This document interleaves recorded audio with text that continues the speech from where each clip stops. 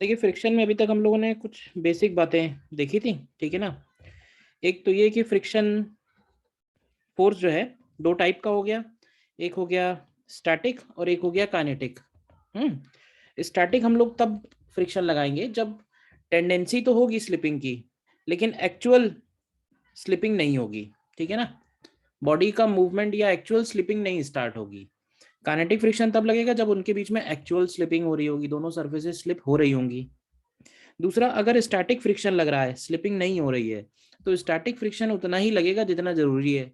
इसलिए इसको बोलते हैं सेल्फ एडजस्टिंग फोर्स, ठीक है ना। और इस सेल्फ एडजस्टिंग फोर्स की जो वैल्यू है वो 0 से लेके मैक्सिमम लिमिटिंग वैल्यू के बीच में कुछ भी लग सकता है। जितना जरूरी होगा उतना लगेगा, कहने का मतलब। लिमिटिंग फ्रिक्शन की जो वैल्यू है वो म्यू एस इंटू एन के इक्वल होगी, ठीक है ना। अपर लिमिट है, इसी को बोलते हैं लिमिटिंग फ्रिक्शन।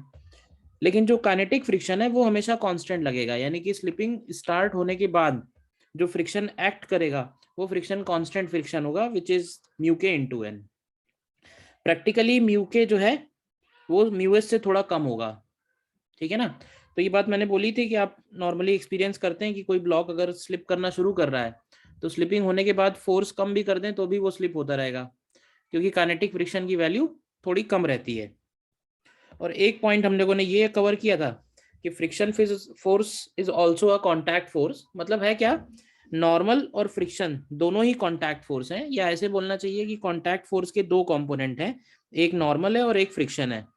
नॉर्मल इसका परपेंडिकुलर कंपोनेंट है और फ्रिक्शन इसका टेंजेंशियल कंपोनेंट है।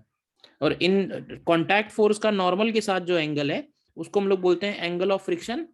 इस एंगल ऑफ फ्रिक्शन की मैक्सिमम वैल्यू अगर देखें तो tan इनवर्स म्यू एस बनेगी। और कॉन्टैक्ट फोर्स अगर निकालना है तो under root of N square plus F square. अगर हमसे कहा जाए कॉन्टैक्ट फोर्स का मैक्सिमम वैल्यू कितना होगा, क्यों भाई, कॉन्टैक्ट फोर्स का मैक्सिमम वैल्यू तो क्या लिखेंगे। तो देखो कॉन्टैक्ट फोर्स का मैक्सिमम वैल्यू होगा जब फ्रिक्शन मैक्सिमम होगा, और फ्रिक्शन मैक्सिमम की वैल्यू है म्यू एस इंटू एन। क्यों भाई, तो ये वैल्यू आ जाएगी equal to N under root of 1 plus mu S square. ये कॉन्टैक्ट फोर्स की मैक्सिमम वैल्यू हो गई। बोलिए पहले यहाँ तक कोई डाउट तो।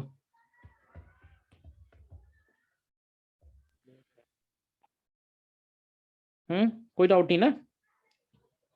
No sir. अब देखो इसमें फ्रिक्शन के क्वेश्चन में और बाकी लॉज ऑफ मोशन के क्वेश्चन में एक थोड़ा सा फर्क है। फर्क ये है कि फ्रिक्शन के क्वेश्चन में हम सीधे सीधे डायरेक्ट फ्री बॉडी डायग्राम बना के इक्वेशन पे नहीं जंप करेंगे। इक्वेशंस बनाने से पहले हम ये बात जरूर पता करेंगे कि जो फ्रिक्शन है वो कौन सा फ्रिक्शन लग रहा है, वहां पे स्टैटिक लग रहा है या काइनेटिक लग रहा है। काइनेटिक लग रहा है तब तो आसान है क्योंकि काइनेटिक की वैल्यू कांस्टेंट है। लेकिन अगर स्टैटिक लग रहा है तो थोड़ा सा डिफिकल्ट हो जाएगा क्वेश्चन, क्योंकि स्टैटिक फ्रिक्शन की जो वैल्यू है वो 0 से लेके मैक्सिमम के बीच में कुछ भी हो सकती है। तो कहने का मतलब है एक बात जो हमें ध्यान रखनी है कोई भी क्वेश्चन में जंप करने से पहले, कि हमें क्वेश्चन को चेक करना है उनकी वैल्यूज को, ठीक है ना। कोई भी डिसीजन बनाने से पहले कि ब्लॉक चल रहा है नहीं चल रहा है, स्लिप हो रहा है नहीं हो रहा है, वो डिसीजन बनाने से पहले हमको एक बार चेक करनी पड़ेगी वैल्यूज को। ये फ्रिक्शन के क्वेश्चन में एक एडिशनल काम है जो हमें करना पड़ेगा हर बार, ठीक है ना। कैसे करेंगे क्या आएगा वो सब हम लोग अभी देखते हैं, ठीक है। तो बेसिक बातें देखा जाए तो इतनी ही है। तो मैं क्या करता हूँ कि कुछ एग्जाम्पल से ही शुरू करते हैं, क्यों भाई, बोलिए। हम्म यस सर। ठीक है। तो देखो मैं एक क्वेश्चन आपके सामने दे रहा हूँ, ये क्वेश्चन आपके सामने है, करिए ट्राई इसको। एक ब्लॉक है 10 kg का, ग्राउंड पे रखा हुआ है, और उसके ऊपर हम लोगों ने 25 न्यूटन का फोर्स लगाया हुआ है। उसका म्यू एस और म्यू के अलग अलग मेंशन है। अलग अलग मेंशन है का मतलब समझ गया कि म्यू एस थोड़ा सा बड़ा है ना म्यू के से, इसलिए अलग अलग मेंशन है। तो हमको फाइंड करना है एक्सीलरेशन क्या होगा, फ्रिक्शन एक्टिंग क्या होगा।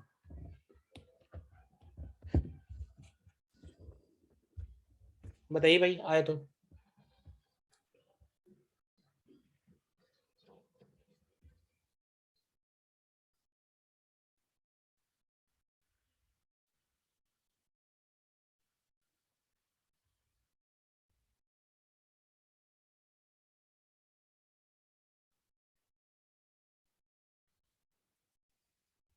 जैसे मैंने कहा ना कि चेक करना है, तो बस ध्यान ये समझना कि हमें चेक क्या करना है। तो देखो इस 10 kg ब्लॉक के ऊपर कौन कौन से फोर्सेस लग रहे होंगे, क्यों भाई? फ्रिक्शन बाद में दिखाएंगे, फ्रिक्शन के अलावा बाकी बताओ कौन कौन से हैं। तो क्या इसका वेट लग रहा है 100 न्यूटन का? इसके ऊपर नॉर्मल फोर्स लग रहा है, तो क्या नॉर्मल फोर्स की वैल्यू भी 100 न्यूटन के ही बराबर हो जाएगी ना? अच्छा, अगर हमने इस पे राइट साइड पे फोर्स लगाया है तो इस पे फ्रिक्शन लेफ्ट साइड पे लगेगा। अभी हम स्टार्टिंग में उसको केवल एफ लिखेंगे, ना तो एफ एस लिखेंगे ना ही एफ के लिखेंगे, क्योंकि हमको पता नहीं है कि एफ एस है या एफ के है। ठीक, अब ये बताओ कि सबसे पहला काम है कि हमें इस एफ का एफ एस मैक्स चेक करना है कितना होगा। यही चेक करना है, यही स्टेप है चेक करने वाला कि लिमिटिंग फ्रिक्शन कितना है। तो लिमिटिंग फ्रिक्शन की वैल्यू होती है mu S into N. Mu S कितना है? म्यू एस है 0.3 और एन कितना है? एन है 100। तो यहाँ से एफ एस मैक्स की वैल्यू आ रही है 30 न्यूटन। इसका मतलब ये हुआ कि इस ब्लॉक के ऊपर इस डायरेक्शन में मैक्सिमम कितना फोर्स लग सकता है? 30 न्यूटन का फोर्स लग सकता है स्लिपिंग होने को रोकने के लिए, स्लिपिंग रोकने के लिए। अब ये बताओ कि हमने इस पे खींचा कितना, फोर्स लगाया कितना है? हमने लगाया 25 न्यूटन है, और रोकने के लिए कितना लग सकता है? तो रोकने के लिए लग सकता है 30। तो ये बताओ क्या ये ब्लॉक चलेगा या नहीं चलेगा?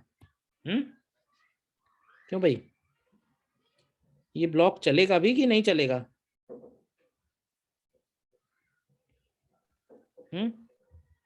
नहीं सर, नहीं चलेगा। नहीं चलेगा।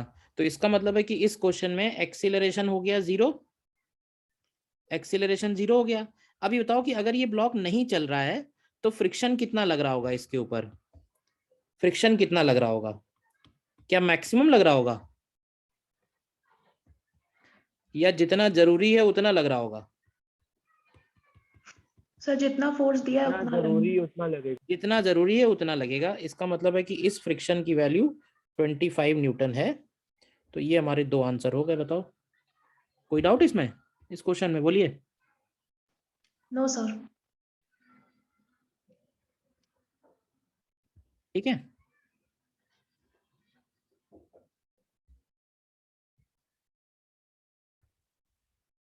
ठीक है, नेक्स्ट देखते हैं क्वेश्चन।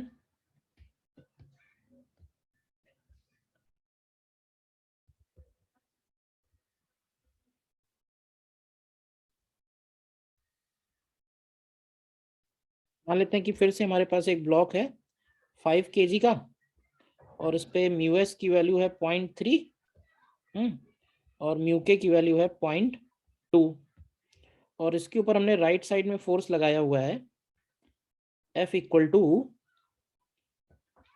क्यों भाई, इसके ऊपर फोर्स लगाया हमने F इक्वल टू 25 न्यूटन का। तो जरा बताओगे कि इसका एक्सीलरेशन क्या होगा और इस पे फ्रिक्शन कितना होगा? क्वेश्चन फिर से वही है, फाइंड एक्सीलरेशन एंड फ्रिक्शन।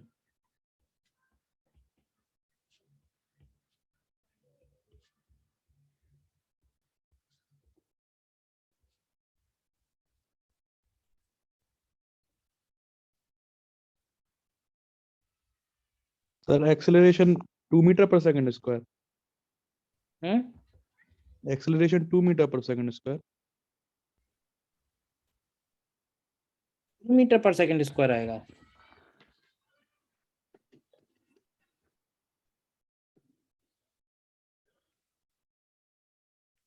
कोई और answer?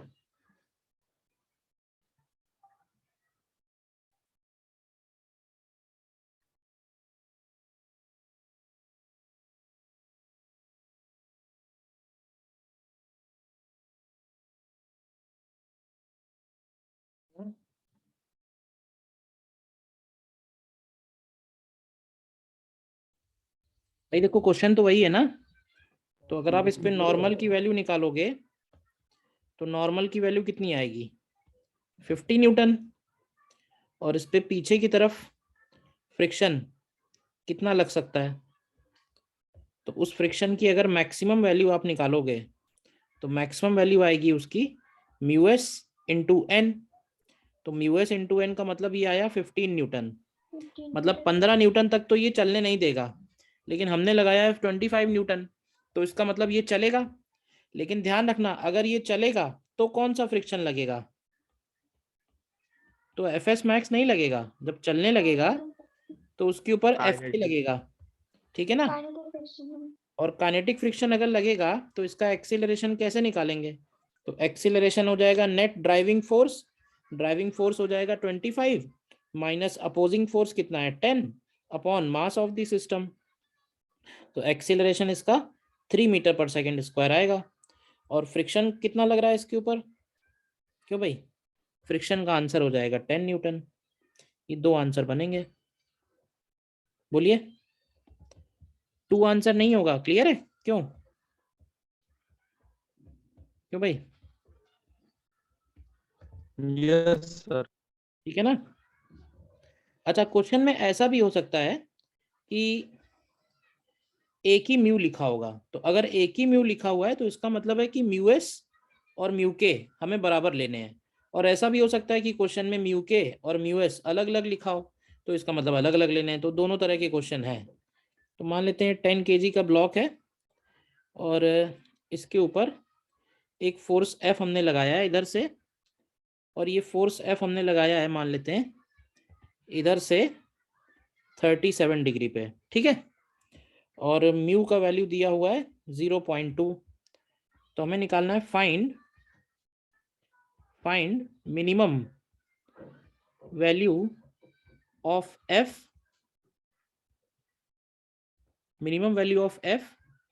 To move the block, minimum value of F to move the block चलने लगे उसके लिए एफ का मिनिमम वैल्यू क्या होगा। ट्राई करोगे पहले, यस सर। करो।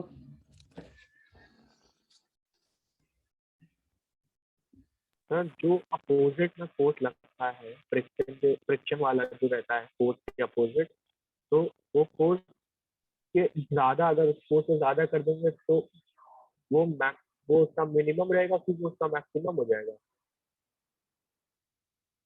बेटा क्वेश्चन नहीं समझ में आया तुम्हारा जो तुमने पूछा अभी। सर मतलब जैसे फोर्स हम लोग लगाते हैं उसके अपोजिट में लगता है ना फ्रिक्शन हाँ, ग्राउंड के, तो जो फ्रिक्शन मिनिमम लग रहा होगा, जैसे अगर जैसे मान लेते हैं कि ये फ्रिक्शन कोई है 1 2 जितना भी 1 2 3 4 जितना भी फ्रिक्शन है, तो वो फ्रिक्शन अगर फोर्स के बराबर है तो वो मिनिमम होगा ना। मिनिमम फ्रिक्शन तो 0 होता है बेटा।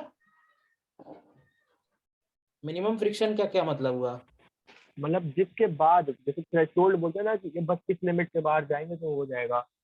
तो वो लिमिटिंग फ्रिक्शन होता है। मैक्सिमम वैल्यू जैसे ऊपर वाले क्वेश्चन में मैक्सिमम फ्रिक्शन 15 है, तो अगर हमने 15 न्यूटन का फोर्स लगाया होता तो ये भी 15 न्यूटन लगता। लेकिन जब ये चलने लगेगा तो 15 नहीं लगेगा, ये 15 तो तब तक लगेगा जब तक कि वो कैसा है, स्लिप नहीं हो रहा है। एक बार स्लिप होना शुरू हो गया तो फ्रिक्शन कम हो जाता है ना थोड़ा सा, तो 10 न्यूटन लगेगा। क्यों, क्योंकि इस क्वेश्चन में म्यू एस और म्यू के अलग अलग दिया हुआ था, इस वजह से। अब जैसे इस क्वेश्चन में एक ही म्यू, इस क्वेश्चन में एक ही म्यू दिया है तो इसी को म्यू एस लेना है, इसी को म्यू के लेना है।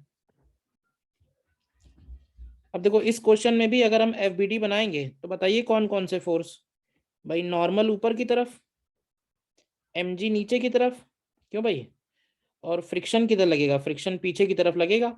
अभी रुक जाओ, कौन सा लगेगा इसकी बात नहीं कर रहे हैं अभी हम लोग। हालांकि अब ये बताओ कि अगर हमें इसको जस्ट चलाना है तो उस वक्त कौन सा फ्रिक्शन लग रहा होगा, बता सकते हो।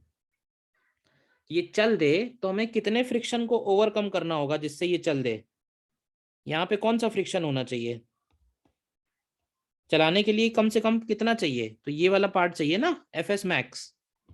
क्यों भाई, अगर एफ एस मैक्स से ज्यादा फोर्स लगेगा तभी वो चल पाएगा, तो एफ एस मैक्स तक तो नहीं चलेगा।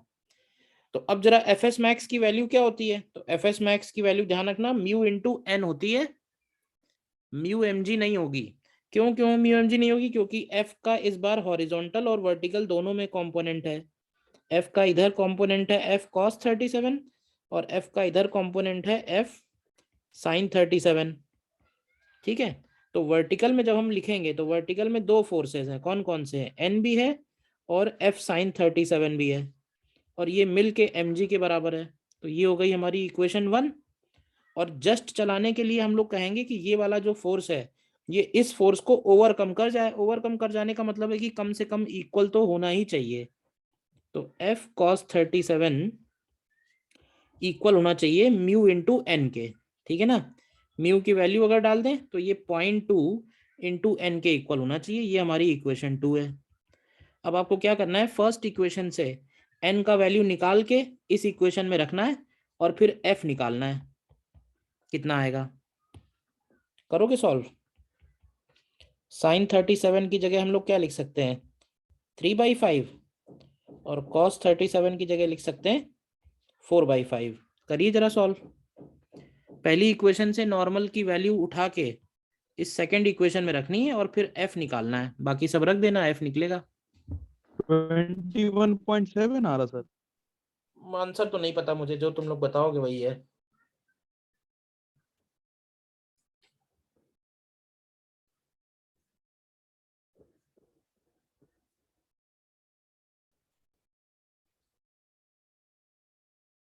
सर मेरा तो यही आ रहा है 21.7। और बताइए भाई बाकी लोग। 22.6। f into 4/5 is equal to 0.2 into 100 minus f into 3/5, ये आ रहा है। तो 4f upon 5 minus minus plus हो जाएगा। इसको लिख देंगे अगर मान लो 1/5, तो ये हो जाएगा plus 3f upon 25 is equal to 20। तो ये 5 इसमें मल्टीप्लाई करेंगे अगर, तो ये 23f is equal to 20 into 25 आएगा। तो यहाँ से f की वैल्यू 500/23 21.7 के आसपास आएगा। बोलिए, बताओ पहले ये बात, क्वेश्चन समझ में आया या नहीं आया। हाँ सर, हो गया। अच्छा, इस केस में बस ध्यान ही रखना कि एफ एस मैक्स की जो वैल्यू है वो म्यू एम जी नहीं लिखी है, एफ एस मैक्स की वैल्यू म्यू एन होती है। और इस केस में जो एन है वो एम जी के बराबर क्यों नहीं है, इस केस में जो एन है वो एम जी के बराबर क्यों नहीं है, क्योंकि एन के साथ साथ एक और कंपोनेंट आ रहा है ना एफ का, इस वजह से। तो यहाँ पे एक इंपॉर्टेंट पॉइंट भी आता है, उसको हम अलग से नोट करके लिखेंगे कि on a rough surface, on a rough surface pulling is easier than pushing. Pulling is easier than pushing. तो इस बात को कैसे एक्सप्लेन करोगे भाई, बताओ भाई। Pulling is easier than pushing मतलब क्या है कि अगर हम किसी ब्लॉक को, मान लेते हैं कि ब्लॉक है एम मास का, ये ब्लॉक है, अगर हम इस ब्लॉक को पुल करते हैं एंगल पे फोर्स लगा के, या फिर अगर हम इसको पुश करते हैं, ठीक है ना, पुल कर रहे हैं या पुश कर रहे हैं, दो केस हैं। तो इसको पुल करना आसान है एज कंपेयर टू पुशिंग। तो क्यों ऐसा है, बताओ भाई। सर क्योंकि पहले वाले में नॉर्मल के कंपोनेंट मतलब नॉर्मल की जो वैल्यू आएगी उसमें कम हो जाएगा, और दूसरे वाले में जो फोर्स हम लगाएंगे नीचे की तरफ भी डायरेक्शन में ऐड हो जाएगा उसका एक कंपोनेंट, तो नॉर्मल की वैल्यू बढ़ जाएगी हाँ mg करेक्ट प्लस, और वो हो जाएगा f करेक्ट का correct component. Correct correct, very good. दोनों केस में फर्क देखो ध्यान से क्या है, दोनों केस में फ्रिक्शन तो मैक्सिमम फ्रिक्शन कितना होता है म्यू एन, तो मैक्सिमम फ्रिक्शन तो म्यू एन ही लगेगा दोनों केस में, ठीक है। लेकिन होगा क्या, अगर आप इस केस में देखोगे तो इस फोर्स, इस फोर्स, जब हमने फोर्स इस तरह से लगाया तो क्या इसका एक कंपोनेंट डाउनवर्ड भी तो लग गया, जिसकी वजह से नॉर्मल की वैल्यू बढ़ जाएगी। नॉर्मल बढ़ जाएगा तो फ्रिक्शन भी बढ़ जाएगा, तो हमें ज्यादा फ्रिक्शन ओवरकम करना पड़ेगा।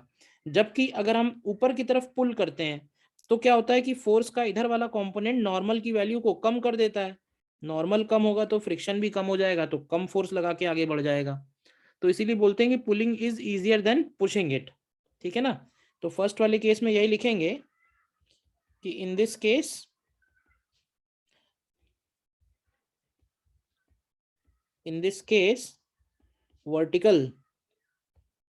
vertical component of force reduces and hence Fs max also gets reduced, so lesser efforts, मतलब कम एफर्ट में ही ये पुल हो जाएगा, ठीक है ना। और इस केस में क्या होगा, in this case vertical downward component of force increases n, तो increases n होगा, hence Fs max also increases, so larger efforts are required। बोलिए ये पॉइंट क्लियर है? Yes sir. ठीक है, फिर इसमें हम एक पॉइंट और निकालेंगे,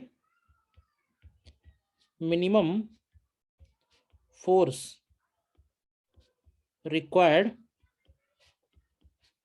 टू पुल अ ब्लॉक। अगर हमें किसी ब्लॉक को पुल करना है, ये तो बात समझ में आई कि पुल करना आसान है, क्यों भाई? तो अगर पुल करना आसान है तो मिनिमम फोर्स कितना लगा सकते हैं पुल करने के लिए, क्यों भाई? तो जैसे मान लो कि ये m मास का ये ब्लॉक है और इसको हमने रफ सरफेस पे रखा हुआ है, इसका कोफिशिएंट ऑफ फ्रिक्शन म्यू है, तो कितना फोर्स लगाना पड़ेगा minimum to pull the block? तो देखो फोर्स हमें एंगल पे लगाना चाहिए, ये तो ठीक है, लेकिन अब कम से कम फोर्स लगाने के लिए एंगल क्या लेना चाहिए, तो ये भी हमें नहीं मालूम है। तो हम क्या करेंगे, हम यहाँ पे एज्यूम करेंगे पहले एंगल। मान लेते हैं कि ये वाला जो एंगल है वो थीटा है, ये हमने एज्यूम कर लिया। फ्रिक्शन कितना लगेगा, तो फ्रिक्शन तो पीछे की तरफ लग रहा है, कितना है, म्यू इंटू एन। तो जरा इस एफ के कंपोनेंट कीजिए, तो एफ का वर्टिकल कंपोनेंट आएगा एफ साइन थीटा और एफ का हॉरिजॉन्टल कंपोनेंट आएगा एफ कॉस थीटा। तो पहले की ही तरह वर्टिकल में जो इक्वेशन आएगी वो आएगी N plus F sine theta is equal to M G, इस वजह से एन कम हो गया ना। और दूसरी इक्वेशन आएगी कि F cos theta is equal to mu N. तो अब आप एक काम ये करो, फिर से नॉर्मल की वैल्यू फर्स्ट इक्वेशन से उठा के सेकंड इक्वेशन में रखिए और फाइनली जरा एफ निकालो सॉल्व करके क्या आता है। थीटा भी आएगा उसमें, थीटा के टर्म्स में आएगा।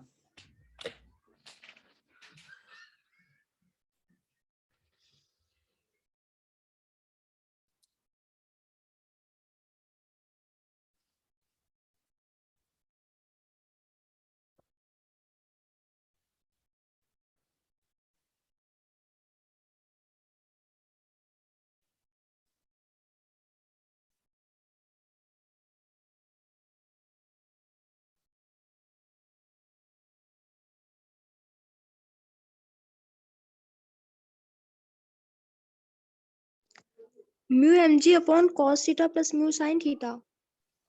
हाँ, इस एफ का वैल्यू अगर आप निकालोगे तो ये एफ का वैल्यू आएगा, कैलकुलेट होके करना पड़ेगा 1-2 इक्वेशन से, mu M G upon cos theta plus mu sine theta. लेकिन अभी ये जो फंक्शन आया है ये थीटा के टर्म्स में आया है। अब थीटा हमें ऐसा लेना है जिससे ये फंक्शन मिनिमम हो, तो क्या कर सकते हैं बताइए, क्या तरीका आपको मालूम है? किसी फंक्शन को मैक्सिमाइज या मिनिमाइज करने के लिए क्या तरीका मालूम है आप लोगों को?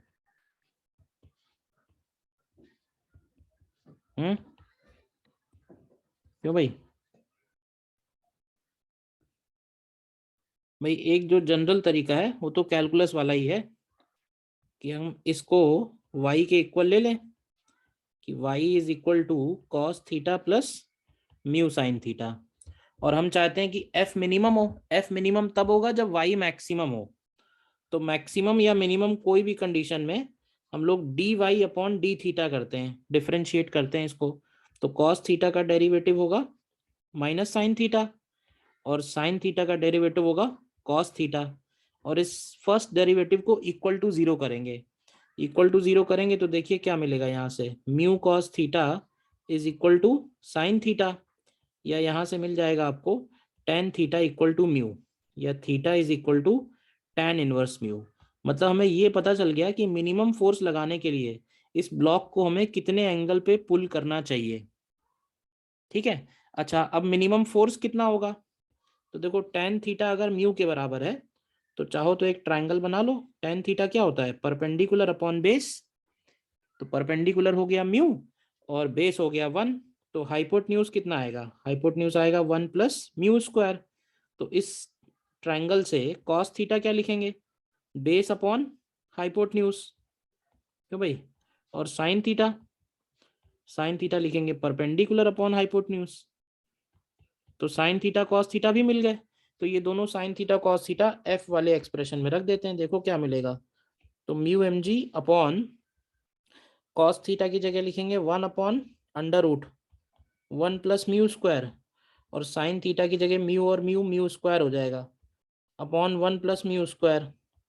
तो फाइनली देखो सॉल्व करके एफ का जो मिनिमम वैल्यू है वो आ जाएगा म्यू एम जी अपॉन, अब एक कैंसिल हो जाएगा, एक ही बचेगा, under root of one plus mu square. तो ये एफ का मिनिमम वैल्यू है, ये आप चाहो तो ध्यान रख सकते हो। ठीक है ना, ये एफ का मिनिमम वैल्यू है जिससे कोई भी ब्लॉक को पुल किया जा सकता है। कौन से एंगल पे पुल करना चाहिए? वो एंगल ये रहा। कितना फोर्स लगाना पड़ेगा? वो फोर्स ये है। ये जो प्रूफ किया है ये क्लियर है कैसे किया है? Yes sir.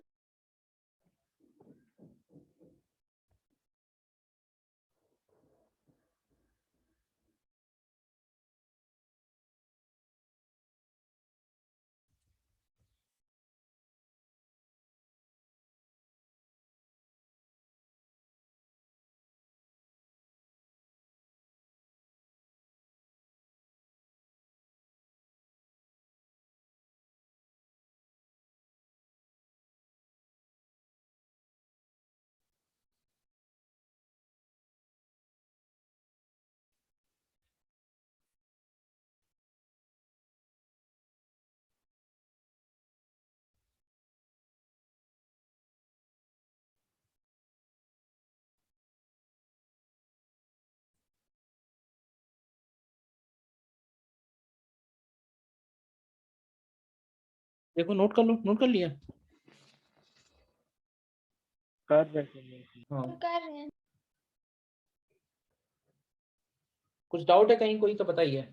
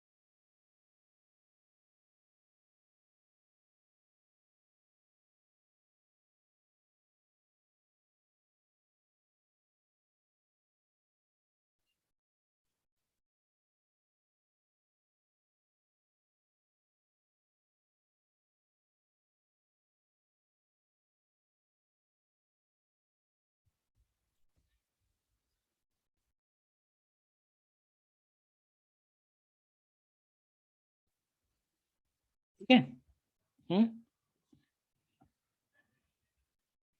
देखो ये क्वेश्चन,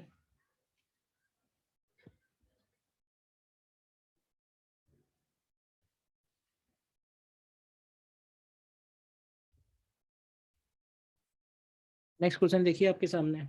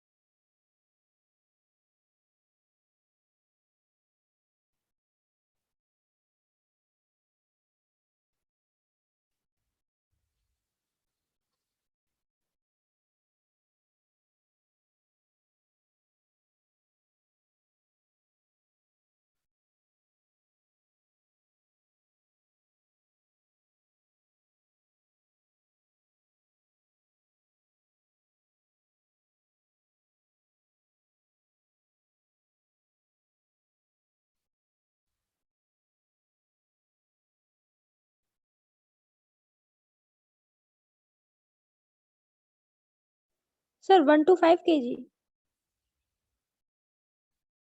125। नहीं, अच्छा रेंज 1, बताना है ना, 1 से लेके 1 से लेके 5 तक। हाँ ठीक ठीक है, ठीक ठीक।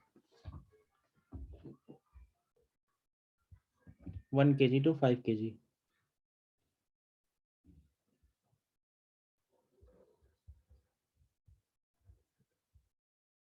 देखो क्या करो, सबसे पहले तो हमें ये तो पता है कि फ्रिक्शन जो है वो 5 kg पे ही लगेगा। तो 5 kg पे मैक्सिमम कितना फ्रिक्शन लग सकता है ये पता करो। तो मैक्सिमम फ्रिक्शन लग सकता है 0.4 इंटू एन। अब एक बात ये इंश्योर कर लो कि जो एन है वो mg के बराबर होगा या नहीं होगा। तो जो भी टेंशन है वो हॉरिजॉन्टल में है, इसलिए ये एन mg के बराबर होगा। तो ये हो जाएगा 0.4 और n की वैल्यू हो गई 50, तो यानी fs मैक्स की वैल्यू हो गई 20 न्यूटन। अब fs मैक्स 20 है और इधर से जो ब्लॉक इसको खींच रहा है वो कितने फोर्स से खींच रहा है, तो ध्यान से देखो तो वो 30 न्यूटन से खींच रहा है। तो अब ये बताओ कि 20 न्यूटन का जो फ्रिक्शन है वो कहीं भी लग सकता है, इधर भी लग सकता है, इधर भी लग सकता है, डिपेंडिंग ऑन कि भाई इधर से जो टी लग रहा है, इधर से जो टी लग रहा है, इधर का टी किसके बराबर होगा, इधर का टी mg के बराबर होगा। अब ये वाला जो टी है ये 30 से अगर ज्यादा होगा तो फ्रिक्शन इधर लगेगा, और अगर ये टी 30 से कम होगा तो फ्रिक्शन इधर लगेगा। तो हमें इसको रेस्ट पे रखना है, तो हम एक बार इसकी मिनिमम वैल्यू भी निकालेंगे और इसकी मैक्सिमम वैल्यू भी निकालेंगे। तो देखना ध्यान से, फॉर मैक्सिमम, टी मैक्सिमम कह दो, तो टी मैक्सिमम के केस में हम लोग लिखेंगे कि टी माइनस 20 न्यूटन के इक्वल होना चाहिए, यानी टी की मैक्सिमम वैल्यू हो गई 50। तो अगर इसको mg के इक्वल करेंगे तो मैक्सिमम मास कितना होना चाहिए, मैक्सिमम मास 5 kg का होना चाहिए, तो वो नहीं चलेगा। और अगर टी की मिनिमम वैल्यू के लिए बोलेंगे तो टी की मिनिमम वैल्यू के केस में ये इधर की तरफ भागेगा, तो फिर हम लोग लिखेंगे 30 माइनस टी जो है वो 20 के बराबर होना चाहिए, तो यहाँ से टी की वैल्यू 10 आएगी, उसको mg के बराबर लिखेंगे तो m की मिनिमम वैल्यू 1 kg आएगी। यानी कि अगर m जो है 1 kg से लेके 5 kg के बीच में कुछ भी है तो ये सिस्टम चलेगा नहीं, रेस्ट पे ही रहेगा। बताइए, जब ये 5 kg होगा तो इसकी टेंडेंसी इधर होगी जाने की, फ्रिक्शन मैक्सिमम इधर लग रहा होगा, और जब ये 1 kg होगा तो इसकी टेंडेंसी इधर जाने की होगी, तो फ्रिक्शन मैक्सिमम 20 का इधर लग रहा होगा। बताओ, अच्छा क्वेश्चन है, आया समझ या नहीं?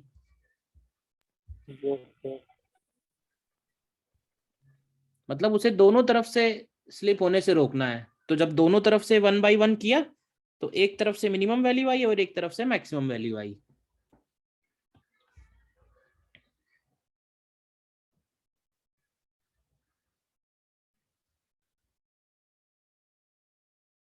ठीक है, Yes, sir.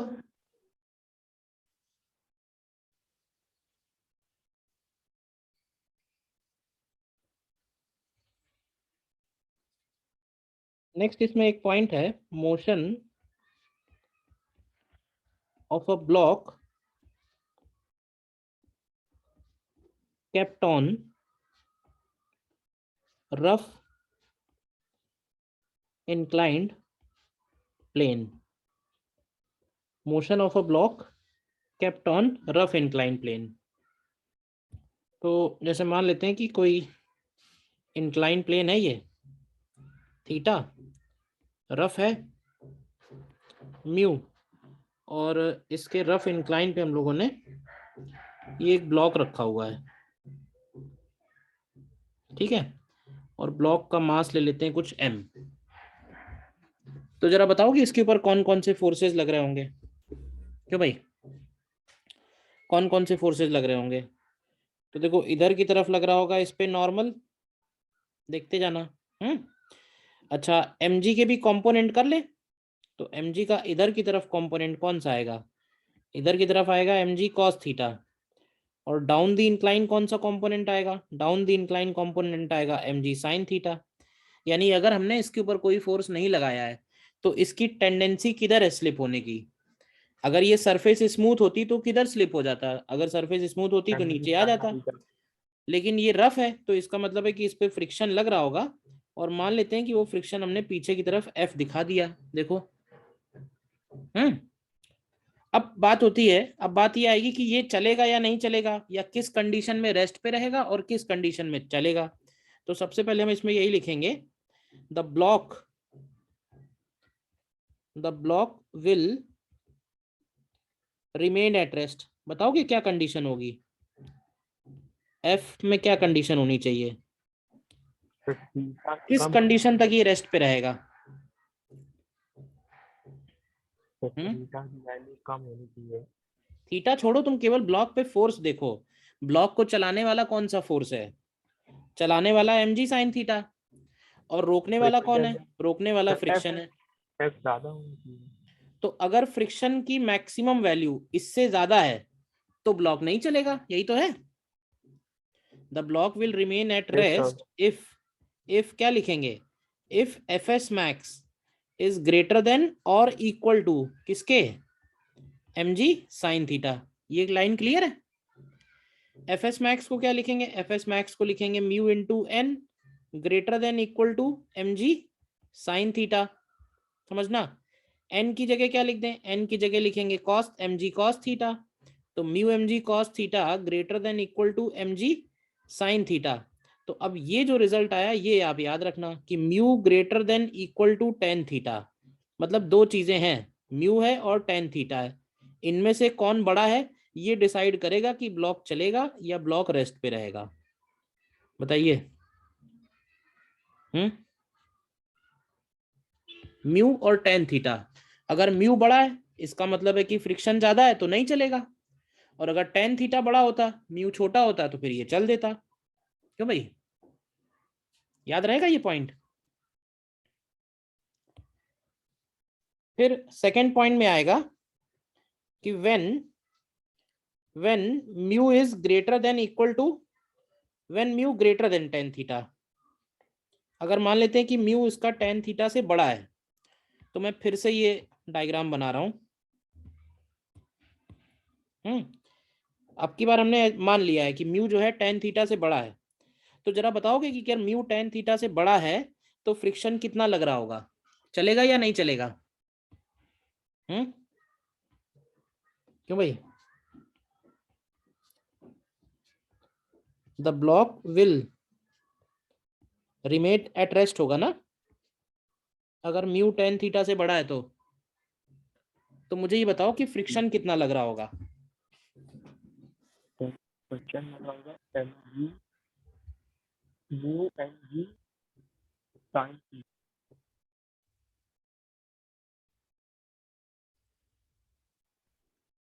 ये बताओ कि चल नहीं रहा है तो फ्रिक्शन कितना लगता है, जितना जरूरी होता है या मैक्सिमम लगता है। जितना जरूरी है। तो इसको रोके रखने के लिए कितना जरूरी है ये बताओ सामने डायग्राम में। mg sin theta. mg sin theta के बराबर फ्रिक्शन लगेगा, ठीक है ना।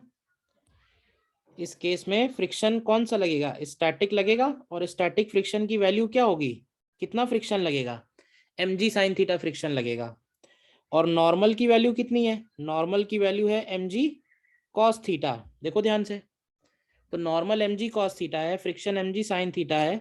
तो अगर हम कांटेक्ट फोर्स निकालेंगे कि इसके ऊपर टोटल कांटेक्ट फोर्स कितना लग रहा है, तो कांटेक्ट फोर्स कैसे निकालते हैं, कांटेक्ट फोर्स निकालते हैं under root of n square plus F square.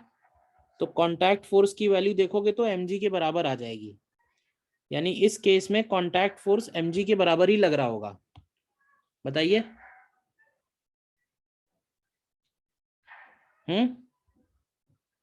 Clear है ये पॉइंट। Yes, sir. फिर तीसरा पॉइंट आएगा when mu is less than tan theta. तो अगर म्यू टेन थीटा से कम है तो फिर क्या बोलेंगे, ब्लॉक रेस्ट पे रहेगा या स्लिप होगा।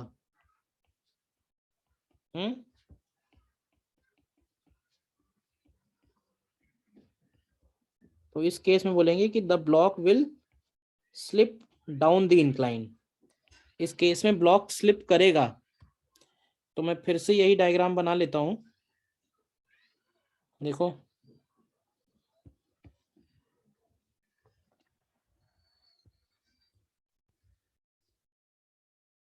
तो जरा बताओगे कि अगर ये ब्लॉक स्लिप करेगा तो फ्रिक्शन की क्या वैल्यू लगेगी, कितना फ्रिक्शन लगेगा।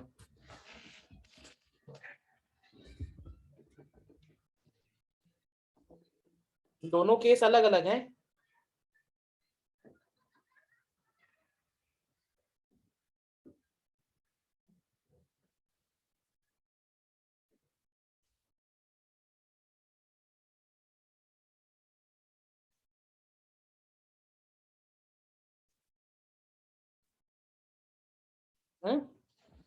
अगर ये स्लिप डाउन हो रहा है तो इसका मतलब ये फ्रिक्शन कौन सा फ्रिक्शन होगा, काइनेटिक होगा ना।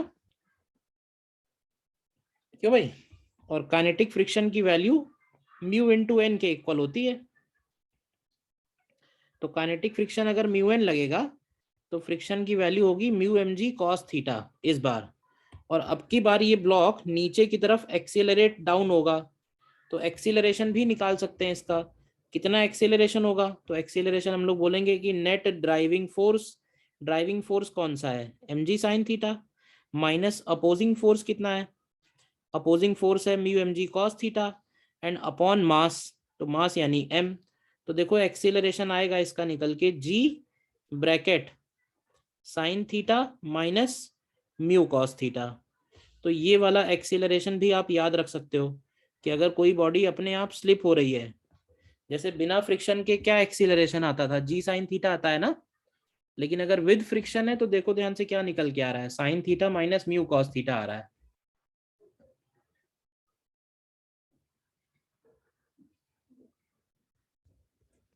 ध्यान रहेगा ये पॉइंट, बोलिए, देखो नोट करो।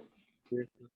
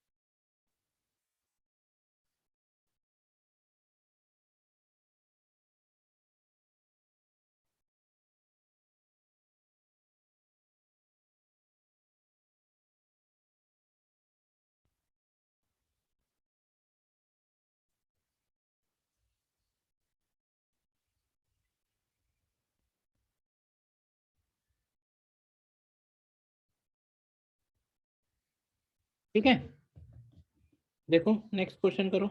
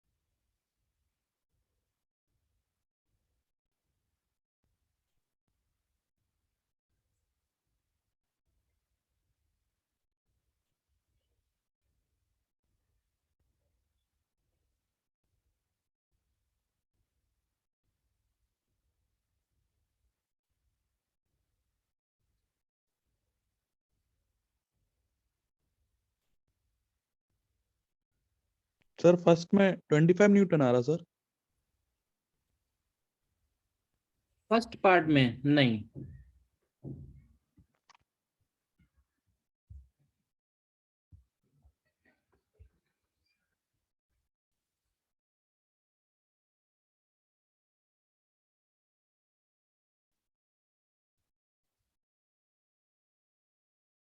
डायग्राम तो यही कॉपी कर लेते हैं, यही वाला है।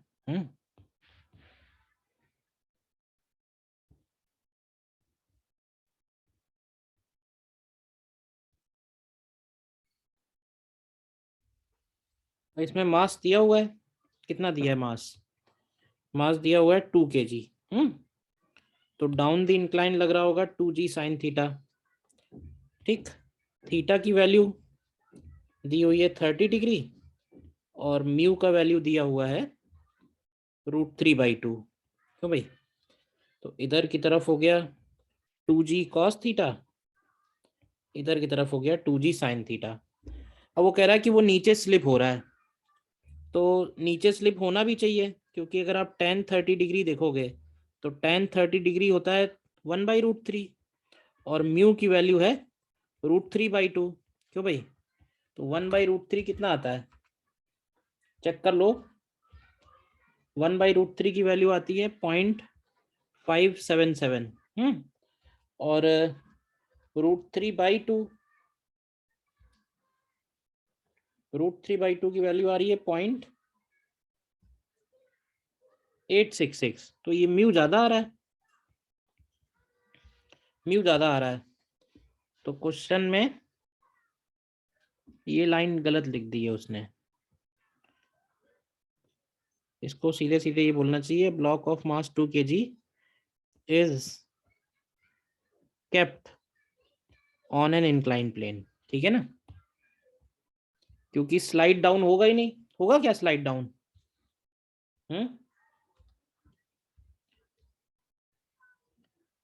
30 डिग्री का इंक्लाइन प्लेन है, तो tan 30 की वैल्यू म्यू से कम है। tan 30 की वैल्यू म्यू से कम है ना, तो ये अपने आप स्लाइड डाउन नहीं होगा। अब क्वेश्चन में देखो क्या पूछा हुआ है। क्वेश्चन में ए पार्ट में पूछ रहा है, ये हो गया इसका ए पार्ट का फिगर। ए पार्ट में कह रहा है what force must be applied to the block so that it moves down the plane without acceleration. मतलब ये कह रहा है कि ये नीचे की तरफ जाए। अभी बताओ कि जब ये नीचे की तरफ स्लाइड होगा तो फ्रिक्शन डेफिनेटली पीछे लगेगा। कौन सा फ्रिक्शन लगेगा? काइनेटिक। और काइनेटिक फ्रिक्शन को हम लोग लिखेंगे म्यू mg cos थीटा। देखो, अब अगर हम काइनेटिक फ्रिक्शन और इसकी वैल्यू निकालें तो काइनेटिक फ्रिक्शन की वैल्यू ज्यादा आएगी, तो इसको नीचे ले जाने के लिए हमें नीचे की ही डायरेक्शन में कोई फोर्स लगाना पड़ेगा। तो हमें कितना फोर्स लगाना पड़ेगा? तो वो सर फोर्स ए में निकालना है। होगा 5 न्यूटन, बी में होगा 25 न्यूटन। हाँ,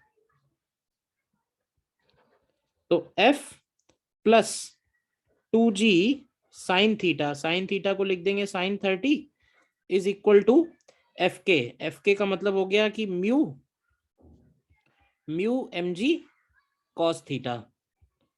देखो, अब वैल्यू अगर रखेंगे तो ये आ जाएगा F प्लस जी को अगर 10 ले लें तो ये √3/2, तो ये √3 बचा, ये g हो गया और cos 30 की वैल्यू भी √3/2 है। तो ये F की वैल्यू यहाँ से 5 न्यूटन आ जाएगी। बोलिए, बताइए पहले ये पार्ट समझ में आया या नहीं? अपने आप नीचे नहीं जाएगा। क्यों नहीं जाएगा अपने आप नीचे? क्योंकि म्यू की वैल्यू ज्यादा है। तो हमें नीचे भेजने के लिए कितना फोर्स लगाना पड़ेगा? तो जितना कम पड़ रहा है उतना ही लगाना पड़ेगा। देखिए ध्यान से। और फिर सेकंड पार्ट में कह रहा है, सेकंड पार्ट में कह रहा है कि कितना फोर्स अप्लाई करें जिससे ब्लॉक ऊपर जाए विदाउट एनी एक्सीलरेशन। तो देखो, जब ये ब्लॉक ऊपर जाए बोलेगा ना, तो इस पे फ्रिक्शन भी नीचे की तरफ लगेगा, यानी एफ के भी नीचे लगेगा। तो हमें फोर्स ऊपर की तरफ लगाना पड़ेगा। तो ऊपर कितना फोर्स लगाना पड़ेगा जिससे ये ऊपर की तरफ जाए? तो एफ की वैल्यू 2g साइन 30 और म्यू mg, म्यू की जगह √3/2 म्यू एम जी कॉस 30 के इक्वल होनी चाहिए। तो ये वैल्यू 10 निकल के आई थी, ये वैल्यू 15 निकल के आई थी, यानी ऊपर ले जाने के लिए इसमें हमको 25 न्यूटन का फोर्स लगाना पड़ेगा। बताइए क्वेश्चन क्लियर है या नहीं?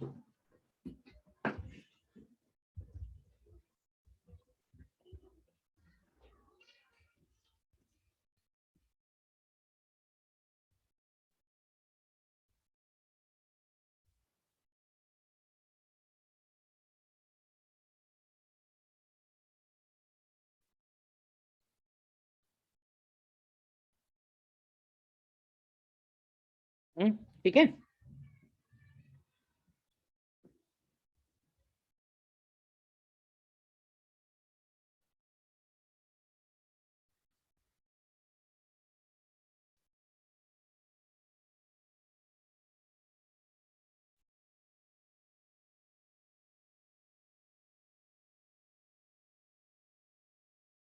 नेक्स्ट देखो,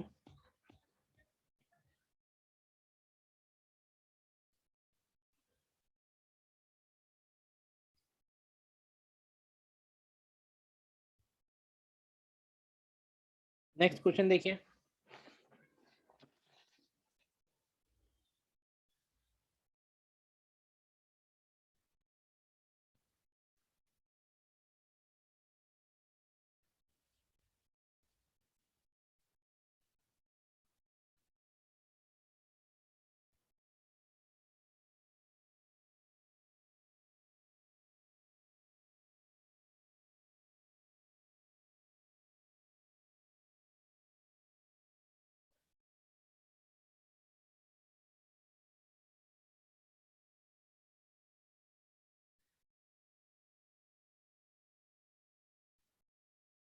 mg by mu। M G by mu आएगा, करेक्ट।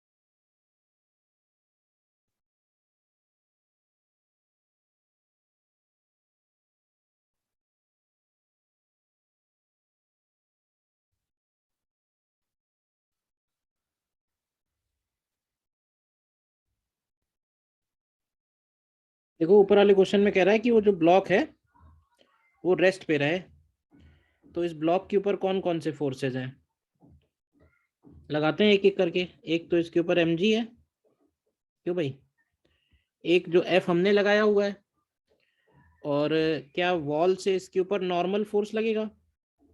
हम्म और इस ब्लॉक की टेंडेंसी किधर है स्लिप होने की, मतलब अगर फ्रिक्शन नहीं होता तो किधर स्लिप हो जाता, तो फ्रिक्शन नहीं होता तो नीचे स्लिप हो जाता, तो फ्रिक्शन किधर लगेगा,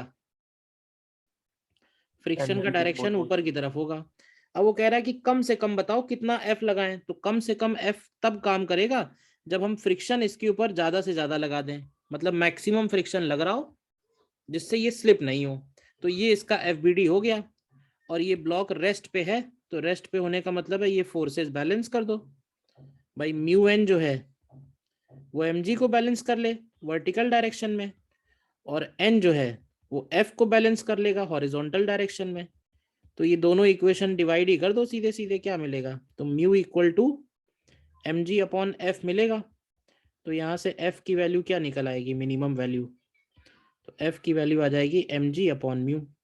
तो ये आंसर हो जाएगा इस क्वेश्चन का। बताइए।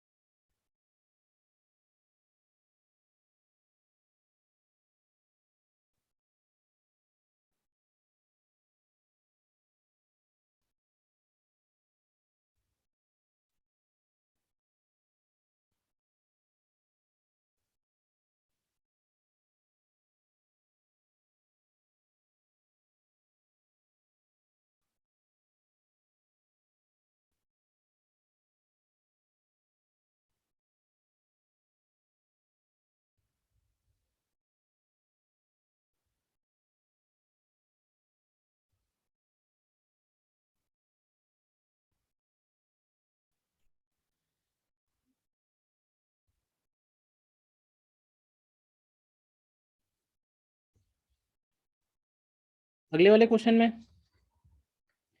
मिनिमम एफ बताना है जिससे M does not slip with respect to capital M. अब देखो कैपिटल एम के रिस्पेक्ट में ये वाला स्मॉल एम स्लिप नहीं हो, मतलब नीचे नहीं गिरे, लेकिन क्या इसके साथ साथ ये आगे तो जा ही रहा है ना, फोर्स लगा रहा है ना इस पे, और स्मूथ सरफेस है नीचे वाली, तो इसका मतलब है कि ये पूरा सिस्टम एक कॉमन एक्सीलरेशन से आगे बढ़ रहा होगा, और वो कॉमन एक्सीलरेशन हम लोग ए एज्यूम कर लेते हैं।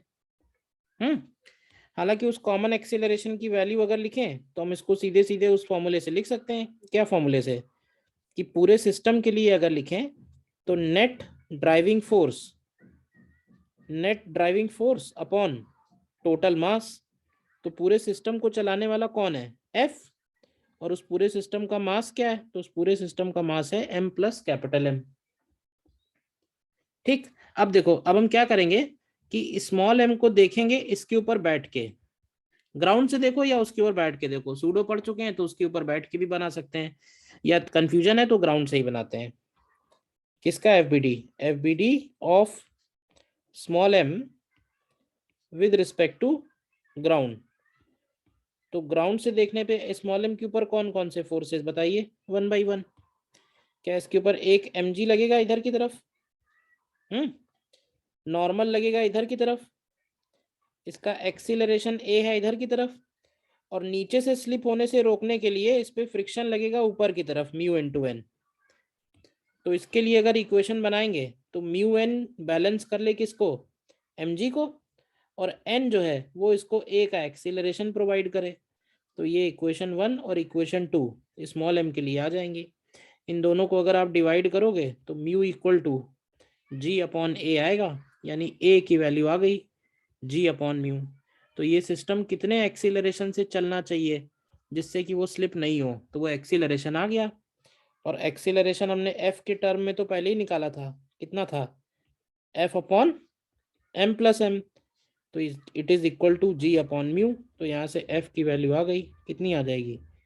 m प्लस m इंटू जी अपॉन म्यू। देखो m प्लस m इंटू जी अपॉन म्यू।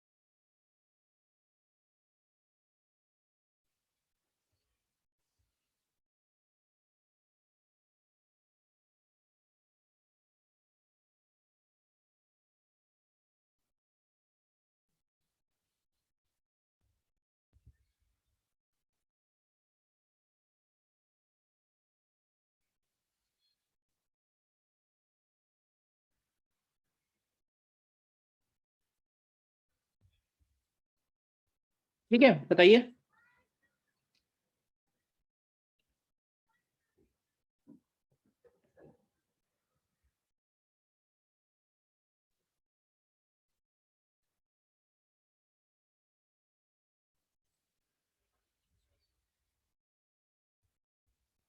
तो इसमें देखो क्वेश्चन ही है, तुम्हें क्वेश्चन सॉल्व करने हैं, जितने ज्यादा से ज्यादा सॉल्व करो, बाकी जो डाउट हो पूछो। कॉन्सेप्ट तो और कुछ नहीं है, कॉन्सेप्ट इसमें अब और कुछ नहीं बचा है। एक पॉइंट इसमें और नोट कर लो,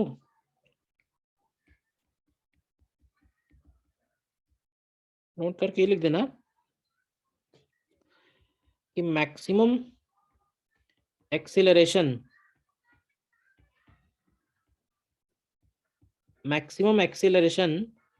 of a vehicle or a man running along horizontal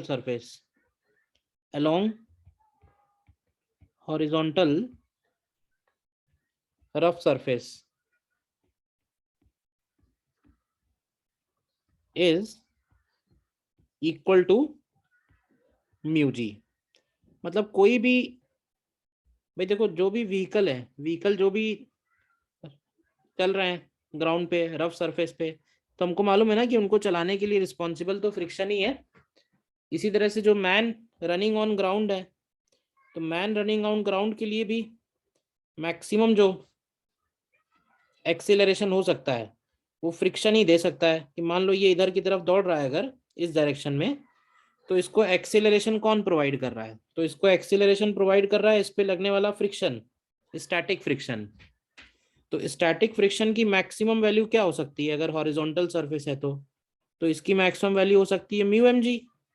तो इस हिसाब से इसका मैक्सिमम एक्सेलरेशन क्या हो सकता है? तो इसका मैक्सिमम एक्सेलरेशन म्यू जी हो सकता है। मतलब ये बात मैन के लिए भी ट्रू है, और इनफैक्ट कोई भी कार हो उसका जो मैक्सिमम एक्सेलरेशन हो सकता है ग्राउंड सरफेस के ऊपर, वो म्यू जी ही हो सकता है, उससे ज़्यादा नहीं हो सकता है। क्योंकि कॉन्सेप्ट वही है कि भाई इसको चलाने वाला कौन है? चलाने वाला है इसको फ्रिक्शन। तो फ्रिक्शन की मैक्सिमम वैल्यू क्या हो सकती है? तो फ्रिक्शन की मैक्सिमम वैल्यू जो है वो म्यू एम जी हो सकती है। तो अगर फ्रिक्शन की maximum value mu M G हो सकती है, तो इसका मैक्सिमम एक्सीलरेशन भी म्यू इंटू जी के ही इक्वल होगा। इससे ज़्यादा एक्सीलरेशन पॉसिबल नहीं है। सिंपल सी बात है, कोई भी बॉडी जो फ्रिक्शन की वजह से चल रही है उसका मैक्सिमम एक्सीलरेशन म्यू जी ही बनेगा, बस ध्यान रहेगा। बोलिए।